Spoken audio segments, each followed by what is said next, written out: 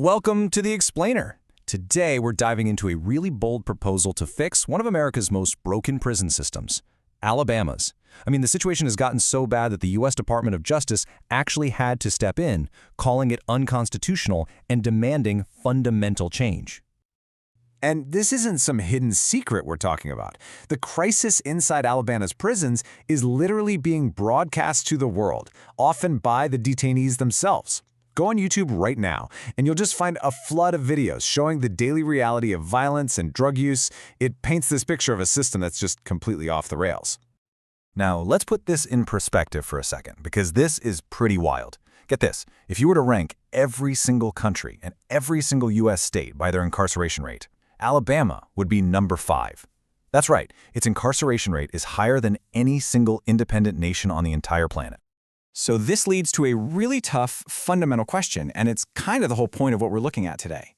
Is the issue that the people in Alabama are just more violent, or could the problem, the real problem, lie with the system itself? Okay, so here's our game plan. First, we're going to dig into the crisis itself, and then look at the shocking numbers behind it. From there, we'll explore the whole philosophy behind this proposed change, the 4-level path for detainees, this new economic model, and finally, we'll wrap it all up with the case for why this reform is so important. All right, so first up, the crisis. And look, this goes way, way beyond just being overcrowded. The Department of Justice did a deep dive, and what they found was a system that's failing at its most basic job, protecting people. We're talking constant violence, sexual abuse, just dangerously unsafe conditions day in and day out. And to really get a handle on that, we've got to look inside the numbers. Okay, so these numbers, they really tell a story, and honestly, it's a pretty grim one. Think about this. In 2017, a huge chunk of detainees, over 80%, reported having a substance abuse problem. So you think, okay, treatment has to be a top priority, right? Nope, not even close. That same year, over 80% of those detainees got absolutely no drug treatment at all. And it's no surprise what happens next. When you have that many people with untreated addiction all packed together, you get violence. And in Alabama, it is extreme. Their prison homicide rate, it isn't just a little high.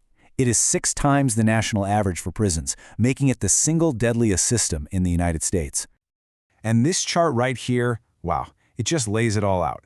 You're looking at 30 homicides for every 100,000 detainees in Alabama. The national average, just 5. The gap between those two numbers is just massive. It really drives home how dangerous these places have become. Okay, so that's the problem. It's bad. But what's the solution? Let's get into the proposal, because its starting point is really interesting. It argues that you don't fix this just by building new prisons. You have to start with a whole new way of thinking. Yeah, the whole mission here is a total shift in philosophy. The idea is to stop treating prisons like warehouses, just places to store people, and start thinking of them more like campuses, places where the focus is actually on rehabilitation, on getting people ready to be productive members of society when they get out. And they want to make this change really visible, really tangible.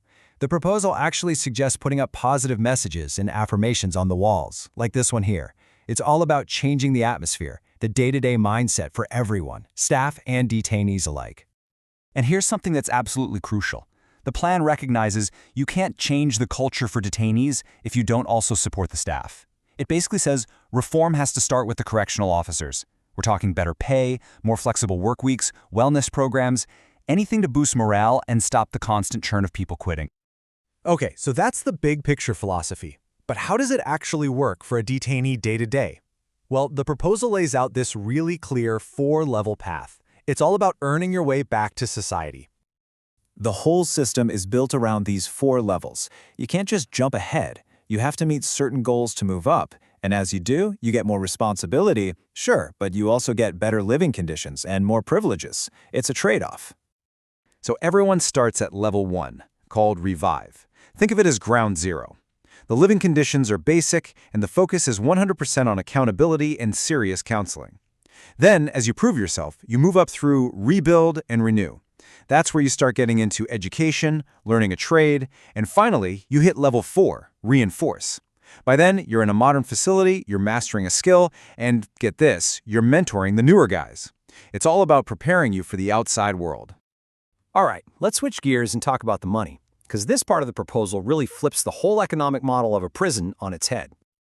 So back in 2017, it was costing taxpayers in Alabama more than $52 a day for every single detainee. Do the math. That's almost 20 grand a year for one person. And for that money, the state was getting basically zero return on its investment.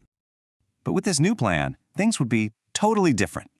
Once detainees reached the higher levels, they'd work real jobs and earn a real living wage. And check this out. From that paycheck, they would pay for their own room and board, they'd contribute to a fund for crime victims, they'd pay their child support, and on top of all that, they would be required to put at least $200 a month into a savings account for when they get out. And we're not talking about just any old jobs here. The whole point is to train people in skilled trades that are actually in demand. Things like computer programming, being an electrician, HVAC, stuff that gives them a real shot at a career the minute they're released. So, when you put all these pieces together, what's the end game? What are the big benefits this whole proposal is promising? Well, the goal is to kickstart a positive feedback loop. It's pretty straightforward, right? If you give people real rehabilitation and job skills, fewer of them will reoffend. And if that happens, you get less crime, safer prisons, a smaller prison population, and it ends up costing the taxpayers a whole lot less money. At its heart, the proposal is making a pretty stark argument that the current system is just broken. It's a failure. And it's not just failing the people inside, it's failing all of us. Because it takes people who are already struggling and makes them worse, and then puts them right back on the street. And really, that leaves us with the big question that's underneath this whole thing. What do we actually want our correctional system to do? Is its only purpose to punish?